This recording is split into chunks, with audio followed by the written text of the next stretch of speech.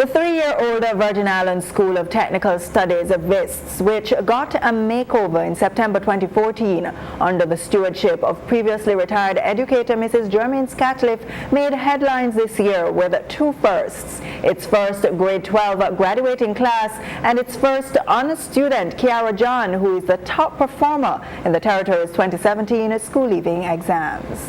The school's 2017 graduation ceremony was attended by government officials, including Premier Dr. D. Orlando Smith, who said gone are the days when some professions were treated as the cream of the crop while others aren't. But nowadays, if you want to find a plumber to work for you, it's difficult.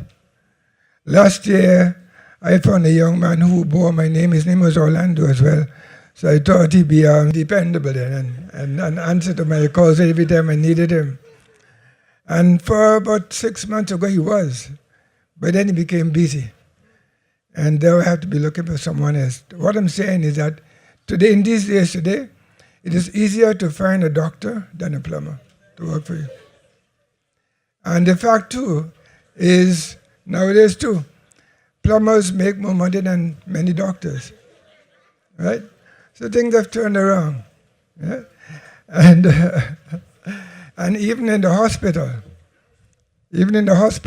at People's Hospital, when many years ago I was sort of getting myself educated to provide a service to this territory as a surgeon, where I worked for many years. Today, after many years since I've left, there's no surgeon, no local surgeon who has qualified themselves to provide that service at People's Hospital, because they see these other professions as being more attractive, right? And so what I want to say is that all professions are important and must be treated equally. Education Minister Myron Walwyn stated that a successful society requires diverse skills, a need that is being met by the Virgin Islands Secondary School, but also pointed to the necessity for the establishment of a trade school separate from the technical and vocational institution. It's important to note that this institution is not a trade school, and we do need a trade school, Premier, a skills training center in the territory for lifelong learners outside of the formal education system, and we have to do it.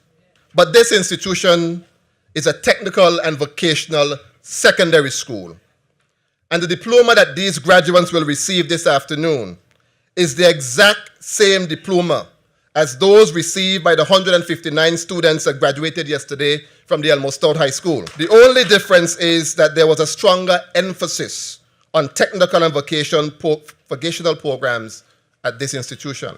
I owe a debt of gratitude to the current school principal, Ms. Jermaine Scatliff.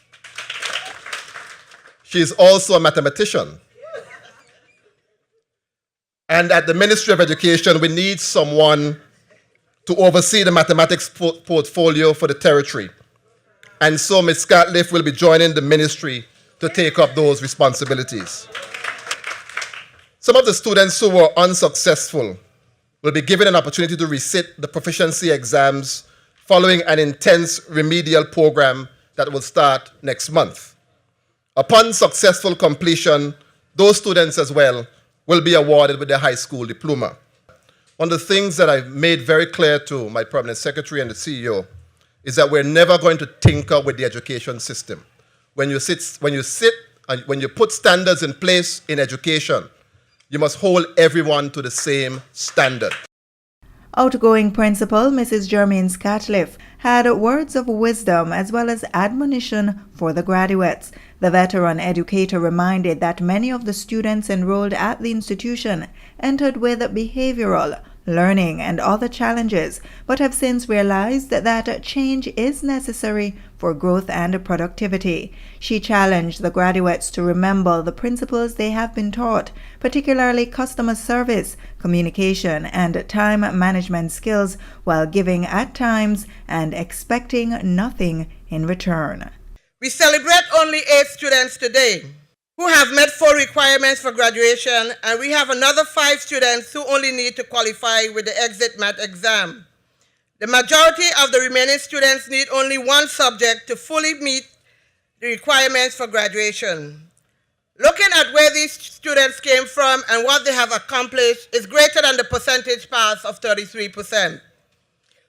If we compare the performance of our students to the top school, we would realize that our performance is greater in comparing our 4% high honor students to their 2%.